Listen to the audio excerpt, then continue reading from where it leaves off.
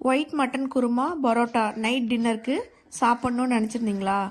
அதையே மத்தியானத்துக்கே செஞ்சிட்டிங்கன்னா ரைஸுக்கும் ரொம்ப சூப்பராக இருக்கும். அப்பளம் கூட வச்சு சாப்பிட்லாம். அதுக்கு நீங்கள் எப்பவும் போல் குக்கரில் மட்டன் சூப்புக்கு போட வேண்டிய இன்க்ரீடியன்ஸ் எல்லாம் போட்டு குக்கரை க்ளோஸ் பண்ணி அதை ஒரு அடுப்பில் ஆன் பண்ணி வச்சுருங்க. மிக்சி ஜாரில் அரை மூடி தேங்காய், இஞ்சி, பூண்டு, முந்திரி, கசகசா, தனியாத்தூள் 2 ஸ்பூன், அரைக்கும் போது கூடவே 2 ஏலக்காயும் போட்டுக்கணும். இந்த அளவுக்கு நைஸா அரைச்சுக்கணும். குக்கர்ல 3 விசில் விட்டோன்னே சூப் ரெடி ஆயிடும். அதை எடுத்து தனியா வேற பாத்திரத்தில் வச்சுட்டு அதே பாத்திரத்தை அடுப்புல வச்சுட்டு 5 ஸ்பூன் எண்ணெய் ஊற்றிக்கோங்க. கருவேப்பிலை இலைகள் போட்டுக்கோங்க. 1 ஸ்பூன் உப்பு, 1 வெங்காயம், அதுக்கப்புறம் பட்டை, கிராம்பு, தாளிக்கும் போது பிரியாணிக்கு போடுற சோம்பும், ஸ்டாரும், பாசி, பிரியாணி இலை, இது எல்லாத்தையும் நல்லா மிக்ஸ் பண்ணி ஃப்ரை பண்ணிக்கோங்க. 5 பச்சை மிளகாயை சின்ன சின்னதாக கட் பண்ணி போட்டுக்கோங்க. தக்காளி ஃப்ளேவருக்காக தான் போடுறீங்க.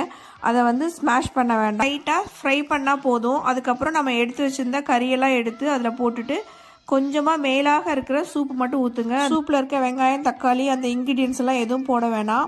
அதுக்கப்புறம் நம்ம அரைச்சி வச்சிருந்த தேங்காய் பேஸ்ட்டு, 1 கைப்பிடி கொத்தமல்லி இலைகள், அப்புறம் 3 டம்ளர் தண்ணி ஊற்றி நல்லா குக்கரை க்ளோஸ் பண்ணி 3 விசில் இல்லைனா 2 விசில் விட்டு ஆஃப் பண்ணிங்கன்னா சூப்பரான ஒயிட் கலர் குருமா ரெடி ஆகிடும். மட்டன் ஒயிட் கலர் குருமா இதே அளவுகள் போட்டு நீங்கள் ஒரு தடவை செஞ்சு பாருங்கள். ஹோட்டலில் சாப்பிட்ற மாதிரியே இருக்கும். இதே மாதிரி ட்ரை பண்ணி பார்த்துட்டு கமெண்ட் பண்ண மறந்துடாதீங்க. சமையல் பிடிச்சிருந்துச்சுன்னா என் பேஜை ஃபாலோ பண்ணுங்கள். இதே மாதிரி சமையல் பண்ணி சாப்பிடுங்க.